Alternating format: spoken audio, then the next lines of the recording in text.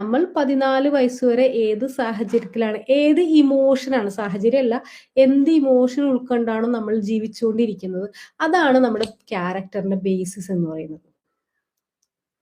അപ്പോ നിങ്ങൾ എപ്പൊക്കെ സങ്കടപ്പെടുമ്പോഴും, എപ്പോഴൊക്കെ ദേഷ്യപ്പെടുമ്പോഴും വേദനിക്കുന്നത് ഈ ഇന്നർ ചൈൽഡാണ്. നിങ്ങൾ മനസ്സിലാക്കേണ്ട ഒരു കാര്യമുണ്ട്. നമ്മൾ എപ്പോഴൊക്കെ നമുക്കിപ്പോ ഇന്നലെ നമുക്കൊരു വിഷമമുള്ളൊരു എക്സ്പീരിയൻസ് ഉണ്ടായിന്ന് വെക്കാം. ഇന്നലെ ചിലപ്പോൾ നിങ്ങളെ ചിലപ്പോൾ ആരെങ്കിലും കളിയാക്കിയോ, അല്ലെങ്കിൽ നിങ്ങൾ എന്തെങ്കിലും വഴക്ക് പറഞ്ഞോ, ആരെങ്കിലും വഴക്ക് പറഞ്ഞോ, അല്ലെങ്കിൽ എന്തെങ്കിലും ഒരു പ്രശ്നം ഉണ്ടായിന്ന് വെക്കാം. ഒരു വൂണ്ടഡ് ആയിട്ട് നിങ്ങൾ ഫിനാൻഷ്യലി എന്തെങ്കിലും പ്രശ്നങ്ങൾ ഉണ്ടായിന്ന് വെക്കാം.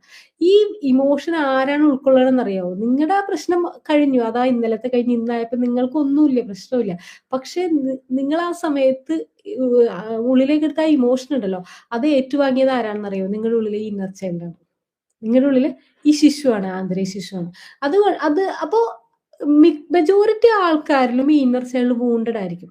ഒരുപാട് റിജക്ഷൻസും, ഒരുപാട് ക്രിറ്റിസിസംസും ഒക്കെ ഏറ്റുവാങ്ങിയിട്ടുള്ള ഒരു ഇന്നർ ചൈൽഡ് ആയിരിക്കും മെജോറിറ്റി ആളുകളുടെ ഉള്ളിലുള്ളത്. അപ്പൊ നമ്മുടെ ലൈഫില് നമ്മൾ കുറെ ചിലരെ കണ്ടിട്ടില്ലേ ഒരുപാട് പരിശ്രമിക്കുന്നുണ്ട്. ലൈഫ് നന്നാവാൻ, ലൈഫ് രക്ഷപ്പെടാണ്ട് ഒരുപാട് പ്രയത്നിക്കുന്നുണ്ട്. പക്ഷെ ലൈഫ് എങ്ങും എത്താതെ പോകുന്ന ചില ആളുകളെ കണ്ടിട്ടില്ലേ? അവർക്ക് തന്നെ ഒരു ക്ലാരിറ്റി ഉണ്ടാവില്ല എന്ത് ചെയ്യണം? അല്ലെങ്കിൽ അവരുടെ ലൈഫില് അവരുടെ ലൈഫ് കൊണ്ട് ആർക്കാണ് ഗുണമെന്ന് അവർക്കൊരു ക്ലാരിറ്റി ഉണ്ടാവില്ല.